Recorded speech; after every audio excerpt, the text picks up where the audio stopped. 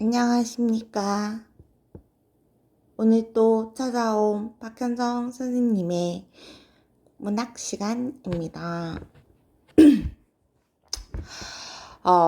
좀 많이 늦어져서 죄송합니다. 오늘 나상 본문 정리 해서 올려주기로 했잖아요. 그래서 공부를 위하여 선생님이 또 일어나자마자, 원래는 미리 했어야 하지만 업로드를 위해서 찍도록 하겠습니다. 자, 우리 먼저 아직 보지 않은 친구들, 선생님이랑 아직 공부 시작하지 않은 친구들 있죠. 나상이라고 하는 거 먼저 제목 뜻부터 먼저 확인하고 넘어갈게요. 요 나상이라고 하는 제목 있죠. 나자로 시작하는 단어 물어보면서 선생님이 이야기를 했는데요. 요거는 벌거벗은 모습입니다. 혀가 안 풀려서 조금 이상한 소리를 낼 수 있으니 주의해 주시기 바랍니다.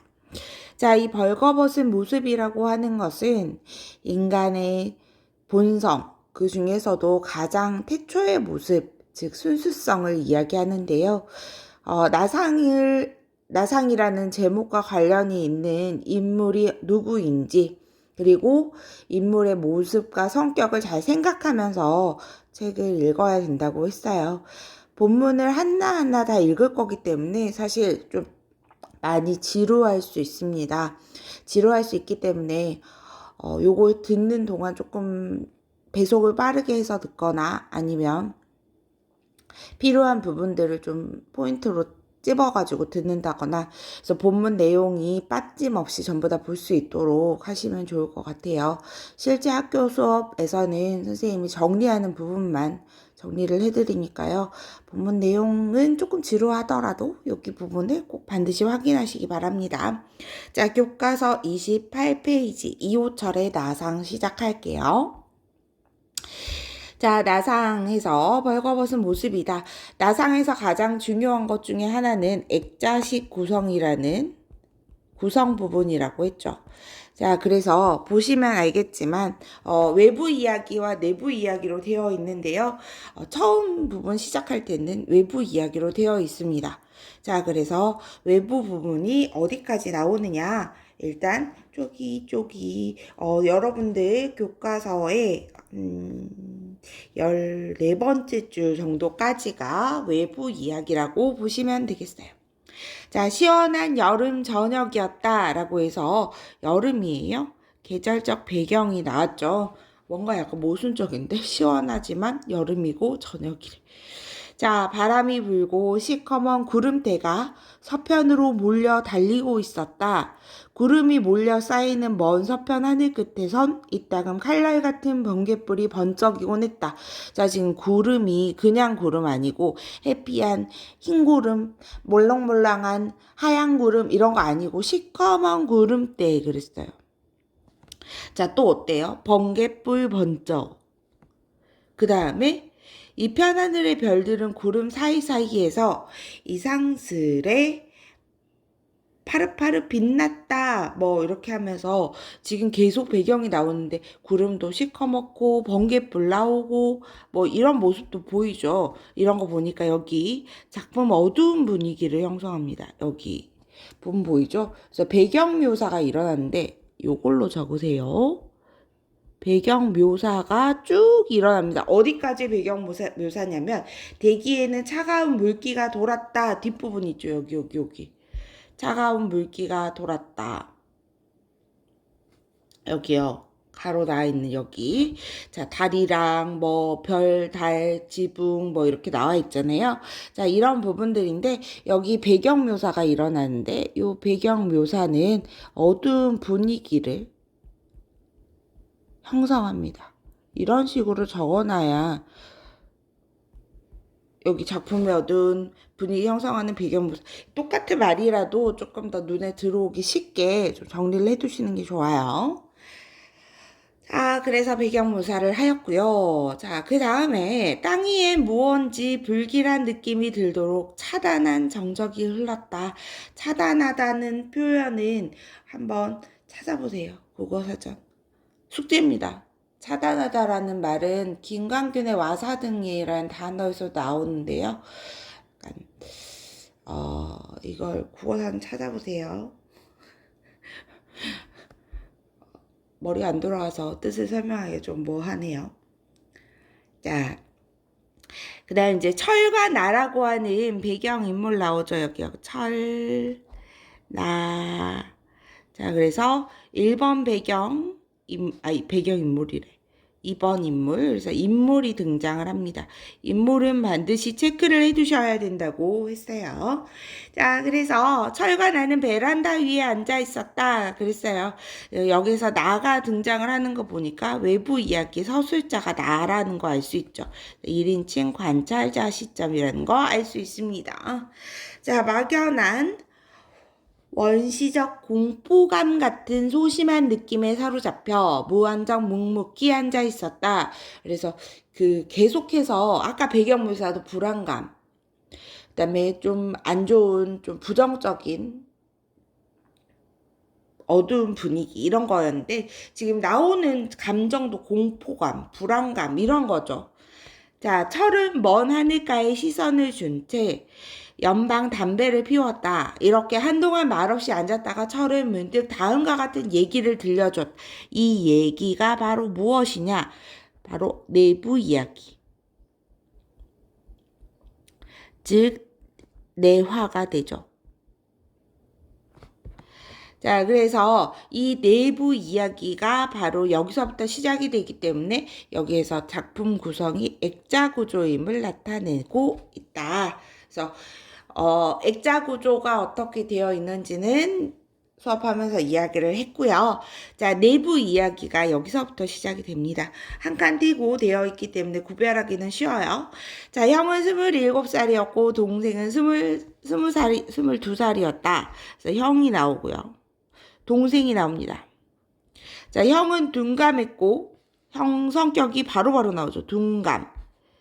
나올게요. 체크할게요. 위태위태하도록 솔직했고 결국 조금 모자란 사람이었다. 그러면 아까 방금 나왔죠. 직접 제시를 통해서 형의 성격을 묘사하고 있습니다. 직접 제시는 영어로는 텔링이라고 합니다. 자, 이렇게 되면 굉장히 속도감 있게 형의 성격을 제시함으로 인해서 이야기 전개를 되게 빠르게 할 수가 있어요. 자, 해방 이듬해 상팔선을 넘어올 때 모두 긴장해서 숨도 제대로 쉬지 못하는 판국에 죽으려고 하니까 큰 소리로 야하, 이게 바로 기 38선이구나, 야하. 자, 형 성격 딱 보이죠? 죽을까봐 다들 쉬 하면서 38선 건너고 있는데 여기에서 되게 막 조용하게 와, 이게 38선이구나 이러면서 굉장히 순수하고 눈치가 없고 어수룩하고 둔감하고 이 단어 하나로 다 보이네. 그쵸? 자, 그래서 이 부분 보니까 순수하고 눈치가 없고 어수룩하고 요런 부분 보입니다. 일에 나서 일행 모두의 간담을 서늘하게 한 일이 있었다. 아버지는 그때도 형을 쥐어박았고 형은 엉엉 울었고 어머니도 찔끔찔끔 울었다. 자, 그래서 여기 부분은 뭐 보니까 아빠는 굉장히 아버지는 애초부터 여기 나오죠. 이 뒤에 나오죠. 형을 단념하고 있었고 어머니는 불쌍해서 있다. 찔끔거리곤 했다. 아버지와 어머니 형에 대한 태도가 나와 있어요. 부모님은 형에 대해서 이미 단념하고 있는 상황입니다. 자, 물론 평소에 동생에 대한 형으로서의 체모나 체면, 위신 같은 것도 전혀 신경을 쓰지 않아서 이미 철들자부터 형을 대하는 동생의 눈 언저리와 입가에 늘 쓴웃음 같은 것이 어리어 있었으니, 그러니까 동생의 태도도 나오죠. 이 동생의 태도도 동생이 주요 인물이기 때문에 알아두셔야죠. 굉장히 냉소적인 태도, 쓴웃음이래잖아요. 자, 쓴웃음인 거 보니까 되게 차갑게 형을 바라보고 있다는 걸 알 수가 있습니다.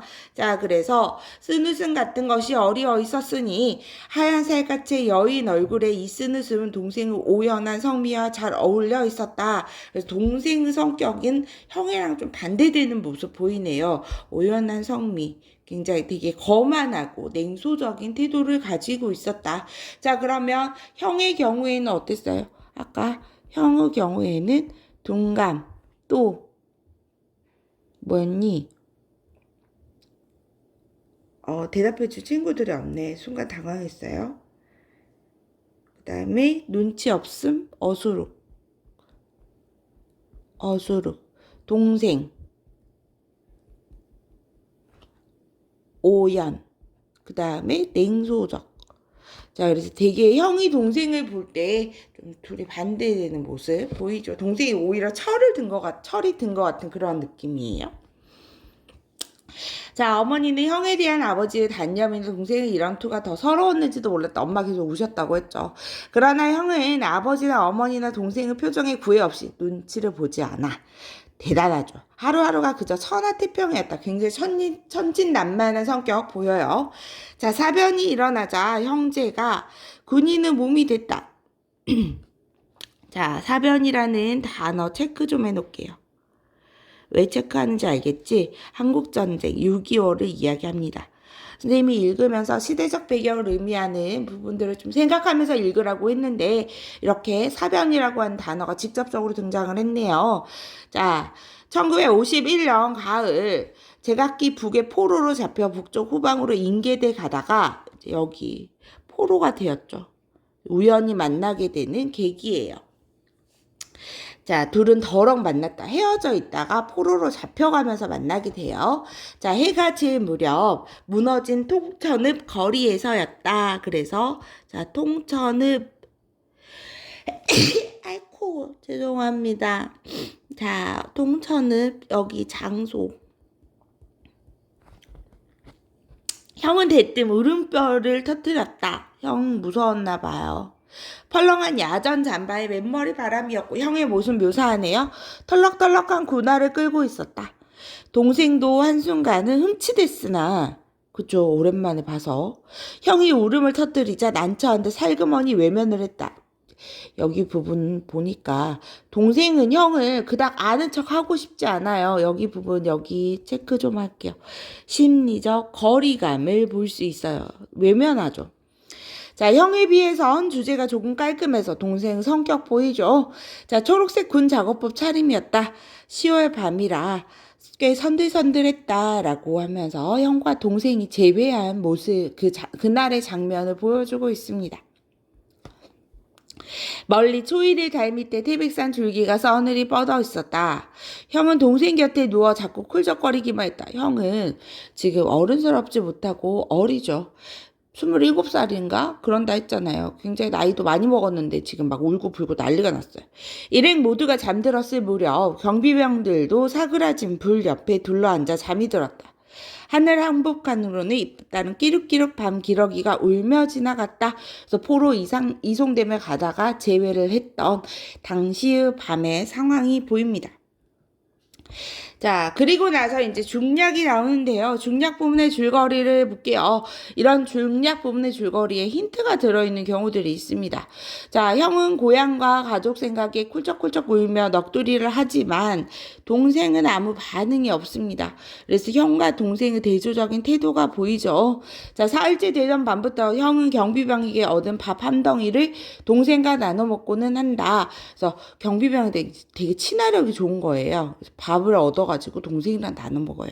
이렇게 지내면서 동생은 형의 인간적인 모습에 마음을 열고 그래서 마음을 점점 열게 되죠. 밥 때문에 먹을 것 때문은 아니에요. 또 여기에서 밥 한 덩이를 동생이랑 나눠 먹는 것 때문에 이렇게 부족한데 나에게 밥을 나눠주다니 이러면서 동생이 감동 먹어갖고 그런 것보다도 계속 같이 지내다 보니까 기존에 어렸을 땐 느끼지 못했던 형의 친화력 있고 인간적인 모습들이 눈에 보이게 된 거지. 그래서 형이 울며 외면하지 않고 함께 울게 되었대요. 심리적 거리가 좁혀지게 되죠. 처음 부분만 해도 울며 외면했었죠. 근데 지금은 함께 운다고 했어요. 여기 부분이 포인트가 되겠습니다. 자, 일행이 원산에 다다르자 여기 자 거기 장소 나오죠. 장소가 중요한 건 아닌데 지금 계속 이동하고 있다는 걸 볼 수 있어요. 북의 경비병이 모두 바뀐다. 그 전엔 좀 나았는데 바뀌게 됐나 봐요. 이날 밤에 감시는 밤새도록 엄했다. 그러니까 경비가 바뀌었잖아요. 그러니까 되게 엄하게 한 거예요. 바깥은 첫눈이 흩날리고 있었다. 아까까지만 해도 10월의 가을밤이었는데 첫눈, 시간이 경과했음을 알 수 있죠.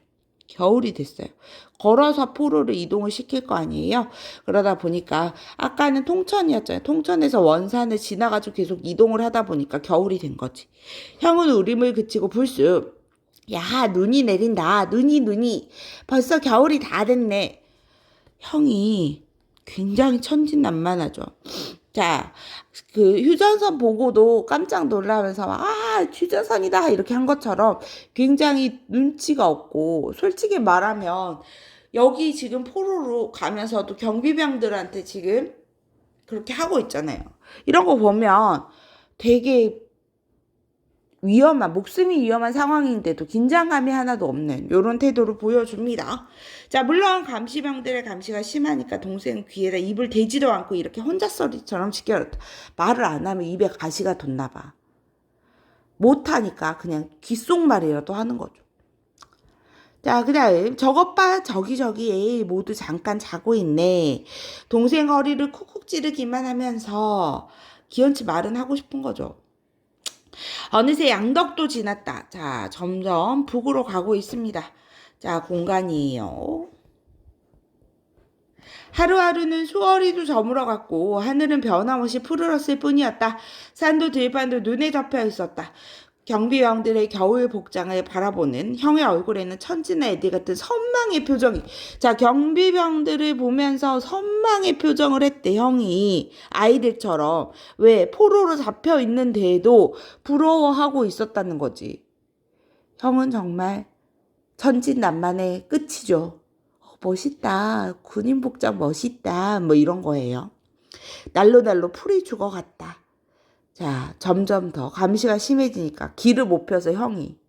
자, 어느 날 밤이었다. 일행도 경비병들도 모두 잠들었을 무렵 형은 또 동생의 귀에다 입을 대고 이쯤에 와서 늘 그렇듯 별나게 가라앉은 목소리로 형이 뭔가 지금 있지.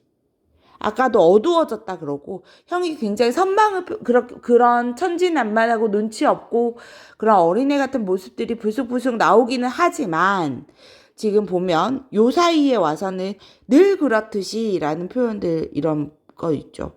가라앉은 목소리 이런 거 보니까 이런 부분들이 형한테 무슨 일이 있다는 걸 대충 눈치를 까게 만들어요. 그 새끼 생각이 난다. 경비병 있죠. 친했어요. 형이랑 밥 챙겨주던 경비병. 마음이 꽤 좋았대. 이 아이 사투리라서. 자, 난 원래 다리에 담증이 있는데 너도 알잖니? 요새 좀 이상한 것 같다. 자, 여기 체크 좀 할게요. 길게 읽었는데 이제 와서 체크하래. 자, 이 담증이라고 하는 거는 여기 보죠. 다리가 아프다는 거지. 그래서 점점 별나게 가라앉고 요즘에 좀 모습이, 그러니까 이 모든 것들이 다 작가의 복선이죠. 자, 복선이라고 하는 것은 작가가 어떠한 사건이 일어남을 암시하기 위해서 미리 저장해 놓는 일종의 장치라고 보시면 돼요. 자, 그래서 작가가 암시하는 소설적인 장치를 이야기하는데 요게 바로 복선입니다. 요새 좀 이상한 것 같다야. 그 말은 다리가 좀 이상하대. 걸어서 이동을 하고 있는데 뭔가 느낌이 좋지가 않네요. 자, 하고는 해주기 웃었다. 뭐가 좋다고 또 웃네. 동생은 놀라 돌아다 보았다. 동생은 이미 심리적 거리감에 가까워져 있는 상태예요. 함께 울었다고 했잖아요. 여느 때 없이 형은 쓸쓸하게 웃으면서 두 팔로 동생의 어깨를 천천히 끌어안으면서 칠성아, 동생 이름 나왔네요. 야하, 흠썩은 춥다. 그래서 지금 춥다고 괜히 아무렇지도 않죠. 자, 저 말이다. 엄만 날 늘 불쌍히 여겼대시. 아이.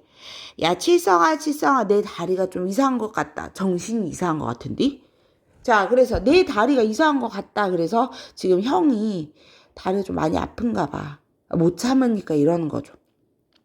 동생의 눈에선 다시 눈물이 비어져 나왔다. 동생이 울어요. 동생의 성격이 원래 어떻다 그랬어요? 냉소적이었어요. 그리고 포로로 만났을 때는 형을 외면하기도 했어요.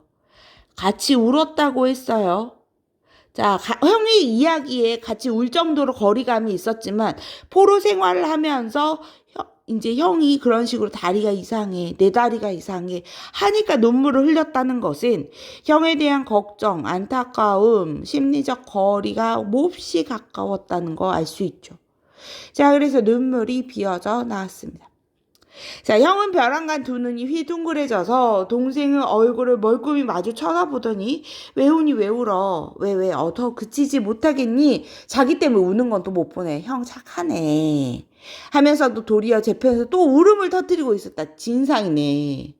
진상이요. 뭐 내가 자, 그 애들이 남 울면 따라오는 거 있잖아요. 옛날에 선생님 어렸을 때도 그랬어요. 선생님은 겁이 되게 많은 내성적인 아이잖아. MBTI 아이. 그래서 엄마가 시장에 갔다 오는데 나랑 동생을 놓고 갔다 온 거예요. 갔다 오는데 종을 이렇게 배를 딱 누르면 엄마야 이러면서 이렇게 해줘야 되는데 배를 딱 누르면 울었대. 안에서 우는 소리가 들린대. 그냥 놀래서 우는 거지. 내 동생은 좀 잘 안 우는 스타일이었거든요. 근데 내가 울면 동생도 따라서 우는 거지. 그래서 엄마가 하도 문을 안 열어주니까 담을 넘어서 들어오면 둘이 끌어안고 세상스럽게 울고 있었다는. 아무튼 어린애들이 이렇게 울잖아요. 자, 근데 이제 조금 형도 그 전까지는 형 같은 모습을 보이지는 않지만 이 울음이라고 하는 게 어떤 의미인지는 대충 동생이 우니까 따라오는 것일 수도 있고 꼭 참고 있었는데 동생이 먼저 울었잖아요. 형으로서 좀 참고 있었을 자기 일이니까 좀 참고 있었을 수도 있죠. 자, 이때는 형의 걸음걸이 눈에 띄게 절름거렸다. 자, 점점 더 안 좋아지는 게 눈이 빡 보이네요. 비극적인 결말 느껴지죠. 자, 혼자 소리도 풀이 없었다. 혼자서도 계속 이야기를 하는데도 풀이 죽어서 아파서 그렇겠지. 자, 그만큼 걸었으면 무던히 왔구만서도 에이 이젠 좀 그만 걷지들. 무던히도 걸었구만서도 하고는 주위의 경비병들을 흘끔 곁눈질해 보았다. 자, 경비병들은 물론 아는 채도 안 했다. 경비병이 하필도 바뀌어가지고 되게 엄한 애들이라 그랬죠. 바뀐 사람들은 꽤나 사나운 패들이었다. 그날 밤 형은 동생을 향해 쓸쓸하게 웃기만 했다. 칠성아, 너 집에 가거든 말이다. 집에 가거든. 자, 칠성이 혼자 갈 것 같은 느낌이죠.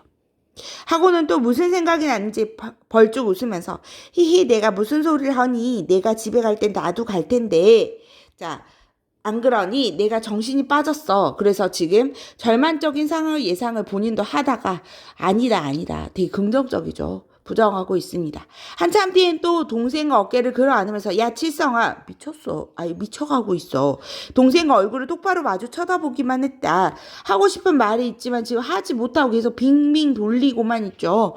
바깥은 바람이 새었다. 환경 이야기하고 있어요. 바람 새다. 바람 보통 실현 고통이죠.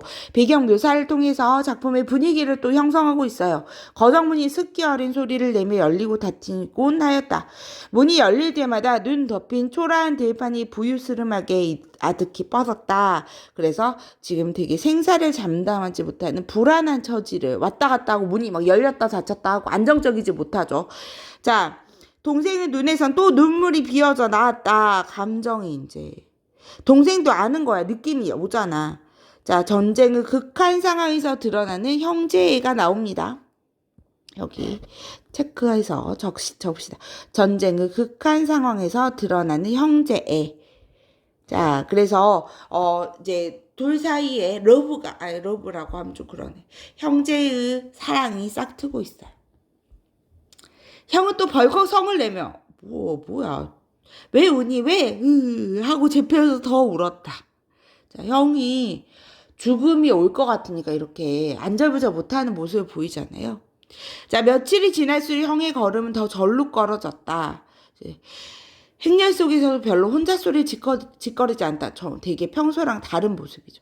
평소에 형답지 않게 꽤나 조심스런 낯세기였다. 둘레를 두리번거리며 경비병의 눈치를 흘끔거리기만 했다. 상태가 좋지 않은데 걸어야 되잖아요. 걸어야 되니까 경비병이 사납다고 했잖아요. 자기들이 두고 가면 차라리 나은데 총을 쏠까 봐 계속 눈치를 보는 거지. 자기 죽음 때문에.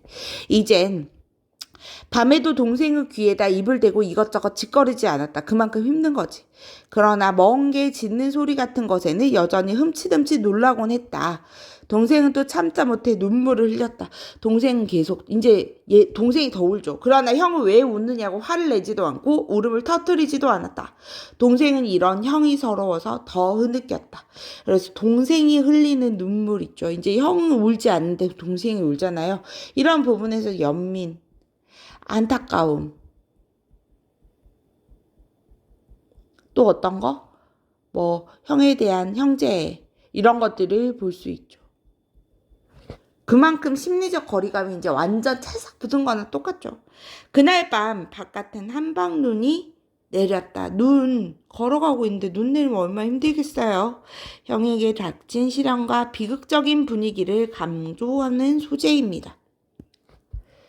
자, 그래서 형에게 시련과 비극적 분위기를 강조하더라. 자, 다음 넘어갈게요. 자, 형은 불현듯 동생의 귀에다 입을 댔다. 오랜만에 이제 이야기를 하네요. 너 무슨 일이 생겨도 날 형이라고 굴지 마라. 어? 자, 무슨 일이겠어요. 자기의 죽음을 이야기하지. 여느 때답지 않게 숙성한 사람 같은, 성숙도 아니고 숙성한 사람 같은 억양이었다. 울지도 말고 모르는 채만 해. 꼭. 자, 혹시 형! 이러면서 달려가면 동생도 다칠까봐 지금 형이 되게 형답게 말하고 있는 거예요. 동생은 불어 큰 소리로 야하 눈이 내린다. 갑자기 동생이 동생처럼 이야기를 하기. 형이 질거리 소리를 자기가 지금 대신하고 있다고. 그래서 이 형이 했던 말을 따라하고 있잖아요. 결말의 비극적 분위기를 고조하고 있어요. 어머, 펜을 안 바꾸고. 결말의 비극적 분위기를 고조함. 알죠? 자, 그래서 대신하고 있다고 생각했다. 그러나 이미 형은 그저 꾹하니 굳은 표정이었다. 숙성한 얼굴. 동생은 안타까워 또 울었다. 동생이 진짜로 동생같이 어리숙한 이런 모습들 보이죠. 형을 끌어안고 귀에다 입을 대고 형아 정신 차려. 그냥 형 이것도 형아 마치 아이처럼 부르잖아요. 자, 형을 온전히 사랑하게 됐고 인제서야 뭔가 형과 동생 같은 모습이 나타나죠. 자, 이튿날 한낮이 기울어서 어느 령. 자, 기슭에 다다르자, 계곡 기슭에 다다르자, 형은 동생의 허벅다리를 쿡 찌르고는 걷던 자리에 털썩 주저앉고 말았다. 더 이상 못 걷는 거지. 근데 쿡 찌른 거 있지. 허벅다리를 왜 쿡 찔렀겠어? 자기 아는 척 하지 말라고. 그 전날 말한 것처럼 나 모른 척 해라. 무슨 일이 있어도 모른 척 해라. 이거 쿡 찌르고 앉은 거야. 형의 걸음걸이를 주위에 보아오던 한 사람이 뒤에서 따발총을 휘둘러 쏘았다. 단 1초도 망설이지 않지. 이미 보고 있었던 거야. 그러면서 뒤에서 따발총을 휘둘러 쐈어요. 되게 비정하죠. 순식간에 너 왜 그래? 일어설 수 있겠어? 물어볼 수도 있잖아. 못 가겠어? 이럴 수도 있잖아. 근데 바로 총을 휘둘러 쏴. 형은 앉은 채로 앞으로 고꾸라졌다 그랬어. 자, 형은 앉은 채 고꾸라졌어. 형의 죽음. 자, 형이 나상이라고 했죠. 천진난만했던 순수했던 형의 모습입니다. 자, 이러한 형의 죽음을 보면 전쟁의 비극성, 폭력성, 비참함 이런 걸 부각하죠. 그 사람은 총을 어깨에 둘러매면서 며칠을 더 살겠다고 뻐득대길 인간성이 없지. 형을 죽여버리고 아무렇지도 않게 며칠 더 살겠다고 뻐득대 사람 죽이고 이런 식으로 말할 정도면 완전 마탱이 간 거잖아요. 인간성, 그 순수함, 다른 사람을 배려하고 천진난만한 어린아이 같은 동심의 모습 이런 거 다 없어지고 그냥 인간성이 없어진 상태야. 전쟁 때문에. 그래서 어쨌든 되게 허무할 정도로 형이 죽어버렸죠. 자, 그러면서 지금 외부. 근데 동생은 아는 척을 했을까요? 자, 여기서부터 외부 이야기로 다시 돌아가요. 철의 얘기란 대강 이러했다 그러면서 내부에서 외부로 빠져나옵니다. 여름 날씨란 변덕도 심하다. 금세 한소나기에 쏟아질 것 같던 서편 하늘의 구름이 어느새 씻은 듯 없어졌다. 온 하늘에는 별들만 새파랗게 깔려있고 초일의 달이 한복판에 여전히 걸려있다. 바람은 싱싱 더욱더 세차게 불고 집집을 지붕들은 깊숙하고도 싸늘한 빛으로 물들고 땅 위에 있는 차단한 정덕이 흘렀다. 이거 차단한 정덕 아까 나왔잖아. 그래서 앞부분 처음 부분에 나왔던 그 내부 이야기 들어가기 전 배경이랑 지금 외부 이야기로 나와서 이제 들린 이야기 배경이 달라요. 자, 다른 게 아니라 같아요. 자, 뒷부분에 줄거리 나왔습니다. 철은 나에게 형제 중에 누가 더 둔감했느냐고 보는지 물었어요. 자, 동생이 만포주는 수용소에 있다 포로 교환할 때 나왔다고 말한다. 자, 형이랑 동생 중에서 누가 더 둔감했나요? 처음 부분에 분명히 형이 둔감한 모습들이 있었어요. 그런데 이 둔감이라고 하는 거는 결국 자기가 살아남기 위해서 주변 상황에 둔감했던 건 동생이었죠. 자, 그래서 여기 보면 그리고 자신의 어릴 적 이름이 칠성이었다. 그러니까 이 철이 바로 동생이었다는 게 마지막 부분에 나옵니다. 현실에 순응하며 살았던 자신의 삶이 철의 삶의 태도 보이죠. 현실에 순응하면서 살아남기 위해서 옳은 것이었는지를 회의한다. 그러니까 자기의 삶으로 확장을 하는 거예요. 맨 처음에 내부 이야기는 전쟁 중의 상황을 가지고 이야기를 해. 근데 외부 이야기에서는 자신의 삶으로 이 이야기를 확장해요. 요거는 수업 시간에 판서를 하게 됩니다. 그래서 이 부분 확인을 조금 해두시면 되겠어요. 자, 그러면 다음 거 넘어갈게요. 자, 갈래의 핵심 정리 나와 있어요. 요거는 적을 것 같아요. 그래도 혹시 모르니까 부족할 수 있으니까 앞에다 붙여놓겠습니다. 단편소설, 액자소설 중요하다고 했어요. 자, 비판적이다, 실존적이다, 삶의 자세에 대해서 고민하고 있기 때문에 이거는 실존적인 성격 가지고 있습니다. 자, 시간적인 배경은 한국전쟁 당시부터 그 이후, 한국전쟁 당시는 내화, 그 다음에 이후는 외화가 되겠죠. 북으로 이송되어 가는 길이었어요. 외부 이야기와 내부 이야기로 나누어져 시점이 나오고 있습니다. 자, 주제를 보시면 근원적 인간성이 소중한가? 극한 상황 속에서 모색하는 올바른 삶의 자세에 대해서 이야기를 하고 있어요. 특징을 보면 외부 이야기, 내부 이야기, 서술 시점이 달라요. 아까 말했죠. 외부 이야기는 뭐였어요? 외부 이야기는 1인칭 관찰자 시점이었고 그 다음에 내부 이야기는 거시기, 전지적 작가 시점이었어요. 외부 이야기와 내부 이야기를 넘나드는 인물 누구예요? 철, 칠성이, 동생 다 같은 인물. 자, 과거와 현재를 교차시켜 주제를 확장한다 그랬어요. 자, 그 다음에 액자 구조 보시면 외부 이야기, 내부 이야기 나와 있죠. 확인하시고요. 그래서 형의 죽음까지가 내부 이야기였습니다. 자, 인물의 성격 보이죠? 정리가 이렇게 되어 있는데 학습활동 부분에도 나와 있어서 학습활동에다 적으셔도 돼요. 자, 형은 솔직하고 천진난만하고 둔감하고 어수룩해서 현실에 잘 적응하지 못한다. 동생은 오연하고 냉철하고 어려운 환경에도 잘 적응한다. 그래서 되게 대비적인 성격 보여줍니다. 올바른 삶의 방향은 누구다? 형이다. 목숨만 붙어있다고 사는 게 아니다. 예, 선생님 책에는 나와 있어서 일단 넣어놨습니다.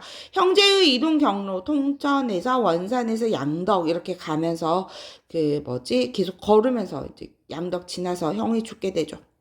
인물의 태도, 형은 극한 상황에서 동생을 걱정하는 인간적인 희생적인 태도를 보여요. 밥 한 덩이도 나눠 먹고. 동생은 평소에 형을 무시하던 냉소적인 태도를 보였지만 포로 이송 과정에서 형에게 마음을 열고 이해하고 형과 심리적 거리가 굉장히 가까워지는 모습을 보입니다. 그쵸? 형의 죽음에 담긴 의미, 순수한 인간성을 지닌 형, 즉 나상, 전쟁이라는 외부의 폭력에 의해서 희생이 된다. 전쟁은 폭력성과 이로 인한 인간성 상실을 강조한다. 이렇게 나와 있죠. 자, 그 다음 액자 구조를 통해서 주제 확장하는 거 요거는 선생님이 수업 시간에 판서해 주니까요. 그냥 넘어갈게요. 자, 제목의 의미 요거는 요것도 수업 시간에 이야기는 해드렸지만 정리하실 분들 있으면 정리하세요. 자, 제목의 의미 나상은 벌거벗은 모습입니다. 형으로 상징되는 순수한 인간 본연의 상태를 이야기합니다. 이 부분 중요하죠. 전쟁에 의해서 희생되는 순수한 인간성을 강조하고 있는 제목입니다. 그래서 나상 나와 있고요. 끝났네요. 자, 학습활동 정리로 돌아오겠습니다. 고생하셨어요.